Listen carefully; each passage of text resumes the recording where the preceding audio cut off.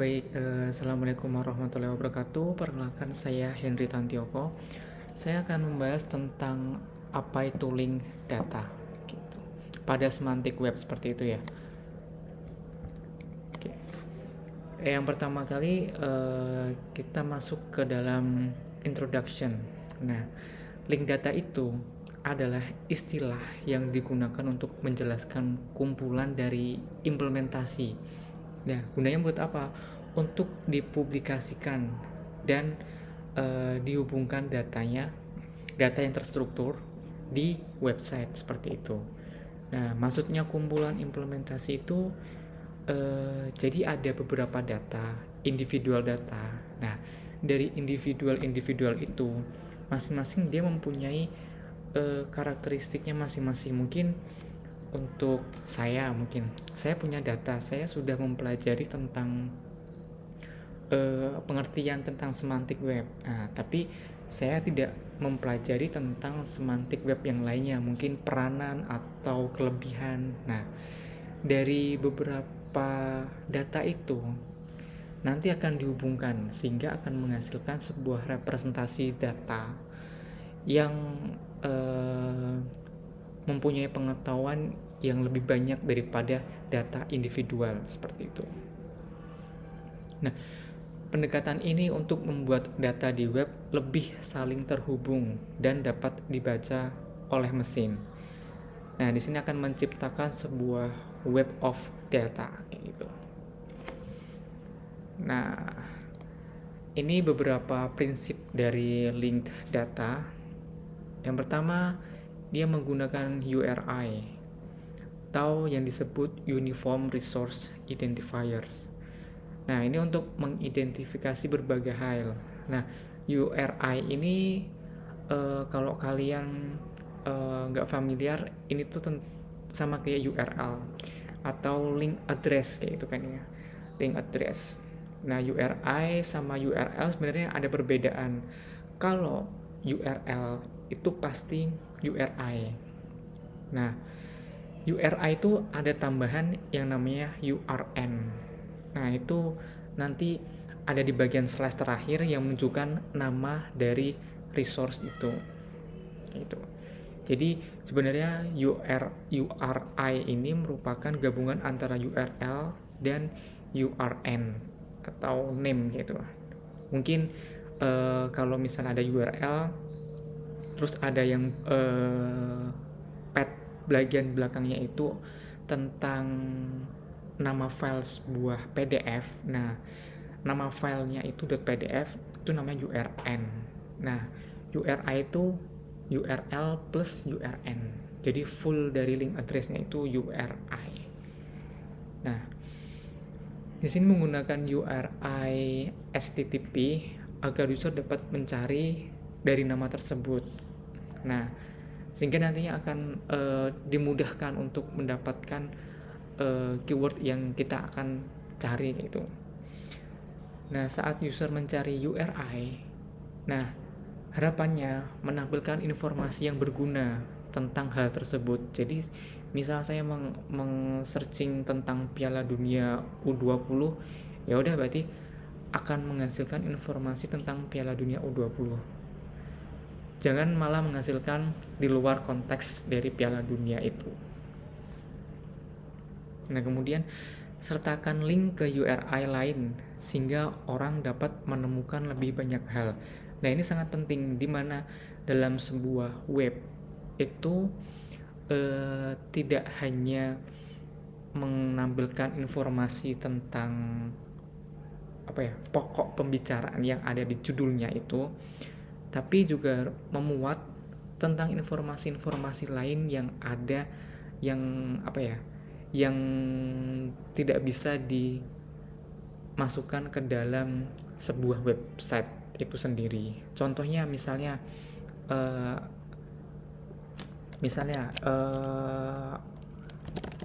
di Niaga Hoster itu ada artikel kan ya.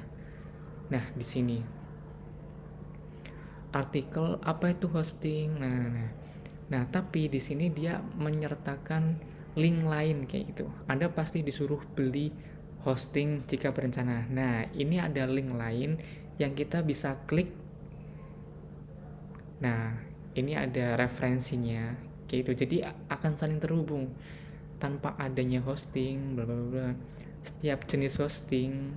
Nah, di sini ada artikel lain. Jadi memang semuanya nggak bisa dimasukkan ke dalam sebuah website, tapi dia bisa nge-reference dari website lain, sehingga kalau user ingin mencari tentang apa sih sebenarnya jenis-jenis hosting aja, nah kita bisa klik, nah, dia akan terhubung ke link yang lain seperti itu. Oke, kita lanjut. Nah, di sini ada benefitnya. Benefitnya linked data.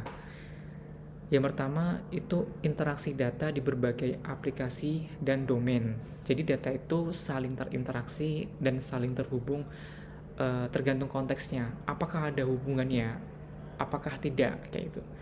Jadi semakin banyak data yang terhubung, artinya semakin banyak pengetahuan yang kita akan dapat ambil seperti itu.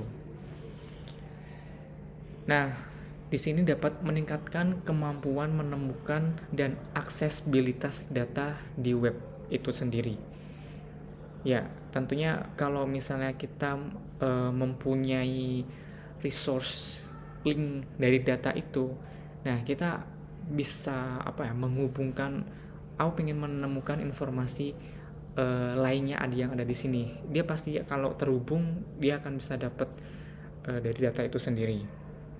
Nah, yang ketiga, memungkinkan pemrosesan data secara otomatis oleh mesin yang mengarah ke aplikasi dan layanan yang cerdas.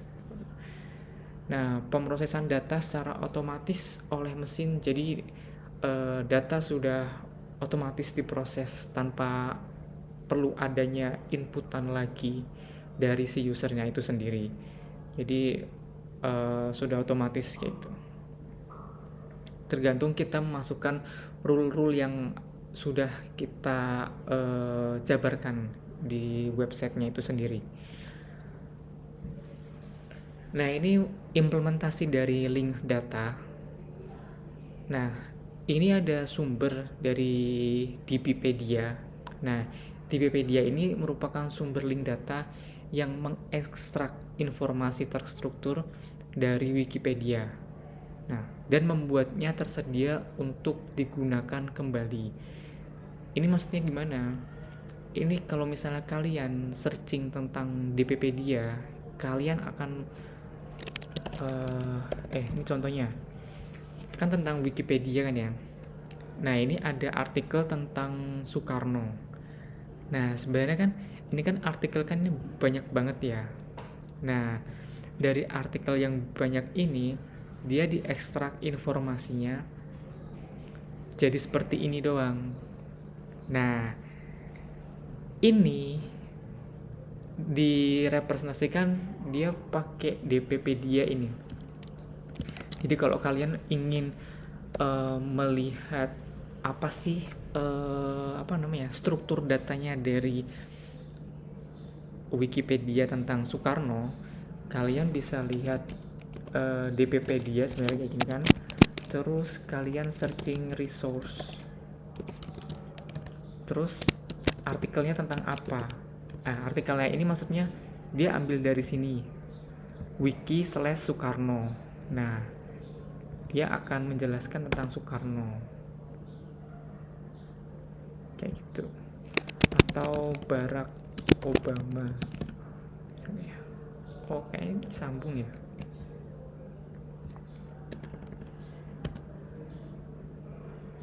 Nah, Barack Obama juga seperti ini.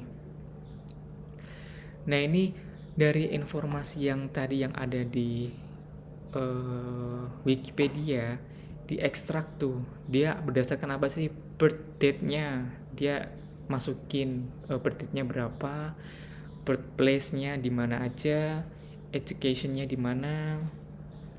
Nah, seperti ini ekstrak dari informasi yang ada di Wikipedia. Dan di Wikipedia ekstraksi ini dia sebenarnya ngambil dari DBpedia gitu, di DBpedia seperti itu.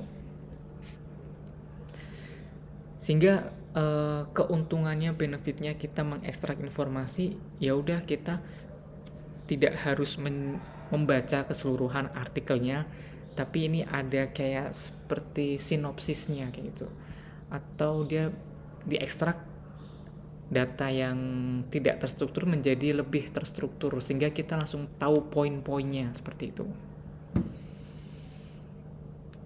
Oke, seperti itu. Kemudian DBpedia menyediakan URI untuk setiap konsep di Wikipedia. Seperti tadi, saya searching tentang Barack Obama.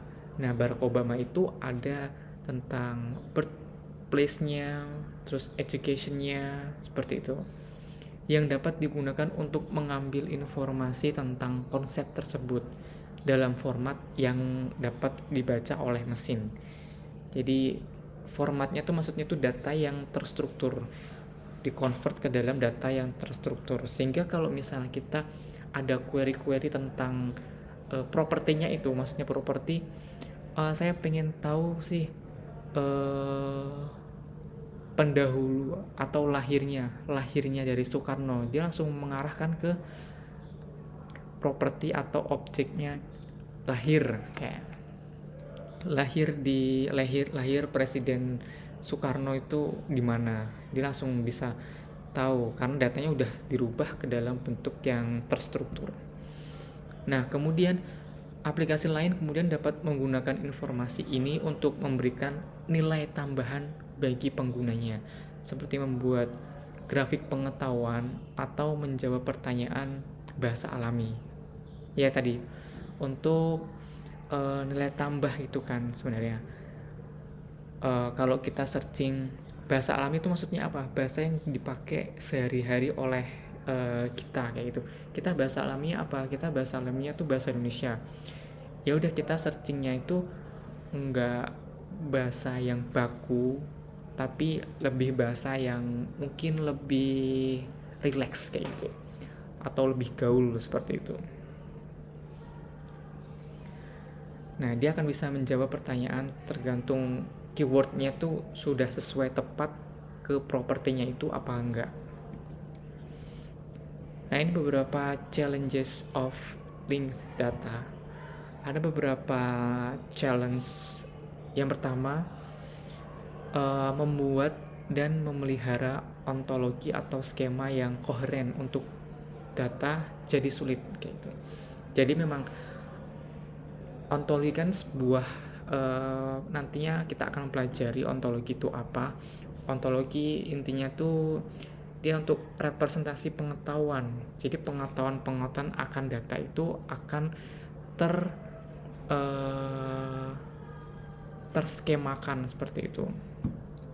Nah, mana sih yang tepat untuk bisa menghubungkan keterkaitan antar data? Nah, kayak gitu. Jadi membuat hubungan-hubungan antar data itu yang jadi koheren, artinya yang memang ada hubungannya, bukan yang nggak ada hubungannya tapi malah dihubung-hubungkan seperti itu. Nah, sehingga kalau misalnya kita dapat bisa menghubungkan, jadi ada benang merahnya, jadi selalu terhubung. Aku udah mau nyari informasi tentang ini, bisa nggak lewat sini? Oh, ternyata bisa kayak gitu. Jadi ada hubungannya biar pengetahuannya semakin banyak atau semakin kompleks di data itu. Kemudian challenge-nya yang kedua, tapi ini akan jadi sulit karena memang terlalu kompleks itu ya kalau misalnya memang udah kompleks.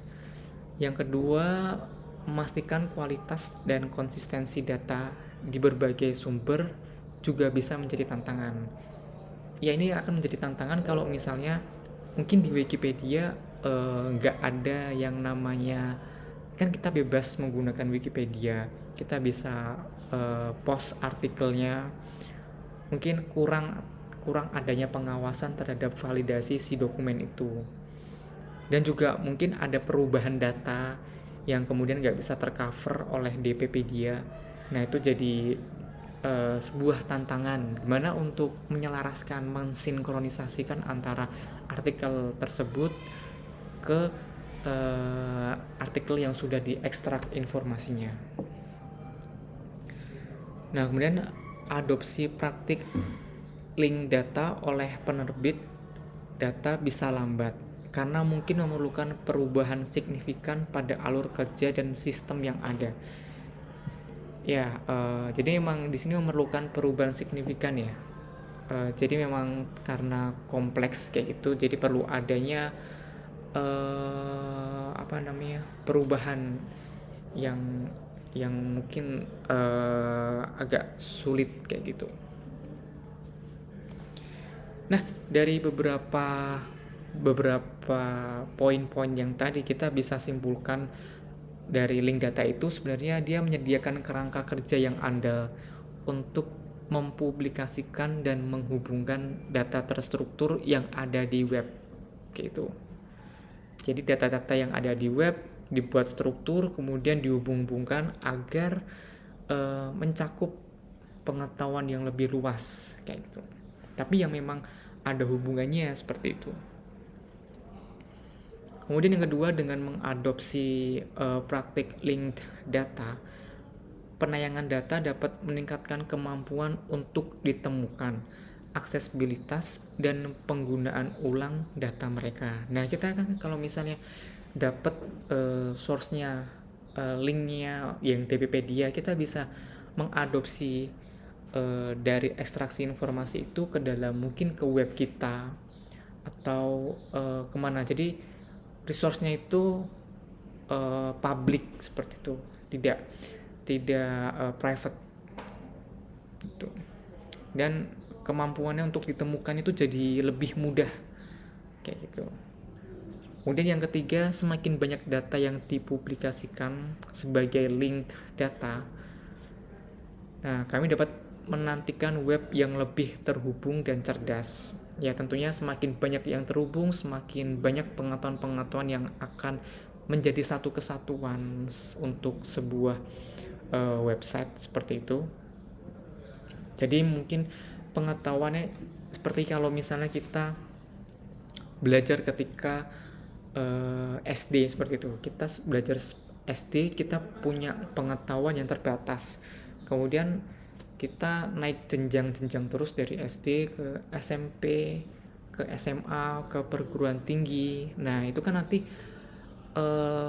kita bisa ada hubungannya.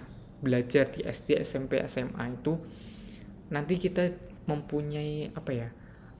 Satu kerangka pola pikir yang saling terhubung antara poin-poin yang kita terima sewaktu kita sekolah dan di perguruan tinggi kayak gitu. Nah, yang terakhir, hubungkan lebih banyak sumber daya dapat menambah pengetahuan. Ya tadi. Jadi semakin terhubung, semakin banyak pengetahuan yang akan bisa kita ambil kayak gitu. Informasinya jadi lebih berbobot. Nah, seperti itu. Oke, mungkin seperti itu penjelasan dari saya tentang linked data. Assalamualaikum warahmatullahi wabarakatuh.